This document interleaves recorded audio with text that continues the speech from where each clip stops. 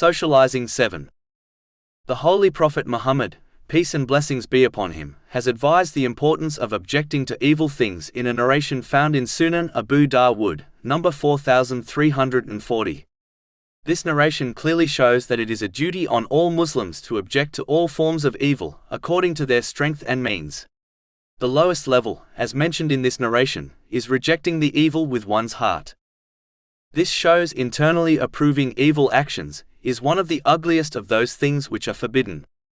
In fact, the Holy Prophet Muhammad, peace and blessings be upon him, warned in a narration found in Sunan Abu Dawud, number 4345, that the one who is present when an evil is committed and denounces it is like the one who was not present.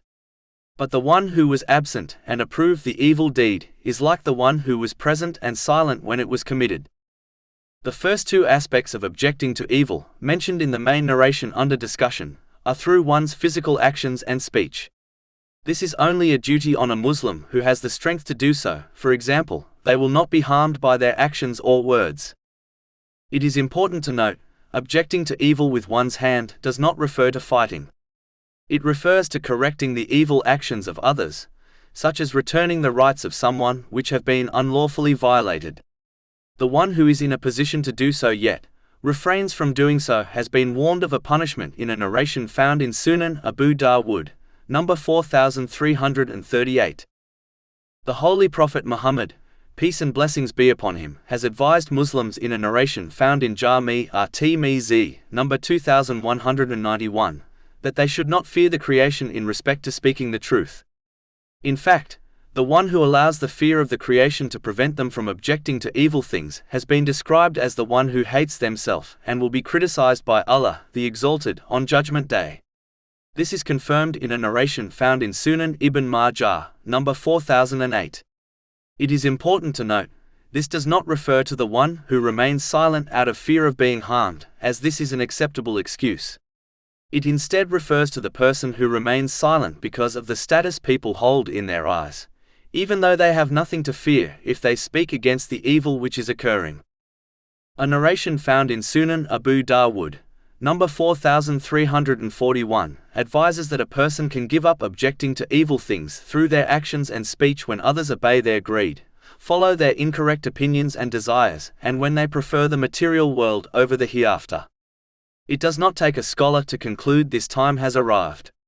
Chapter 5 Al-Ma'idah, verse 105.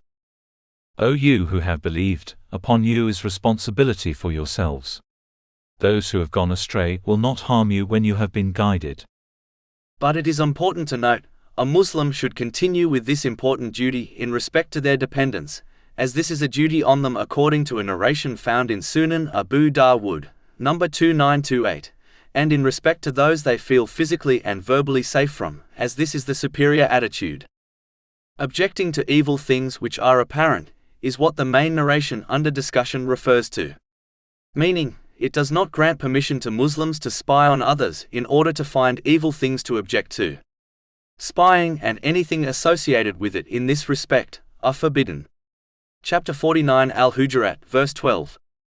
O you who have believed, do not spy. It is important to note that a Muslim must object to evil according to the teachings of Islam and not their own desires. A Muslim may believe they are acting for the sake of Allah, the Exalted, when they are not. This is proven when they object to evil in a way which contradicts the teachings of Islam. In fact, what is considered a good deed may well become a sin because of this negative attitude. A Muslim must object to evil in a gentle way, preferably in private according to the teachings of the Holy Quran and the traditions of the Holy Prophet Muhammad, peace and blessings be upon him. This is not possible to achieve without learning and acting on Islamic knowledge. The opposite of these characteristics will only push people away from sincerely repenting, and may lead to further sins as a result of angering others. Finally, one must object to evil at the right time, as constructively criticizing someone at the wrong time, such as when they are angry, is unlikely to be effective in positively influencing them.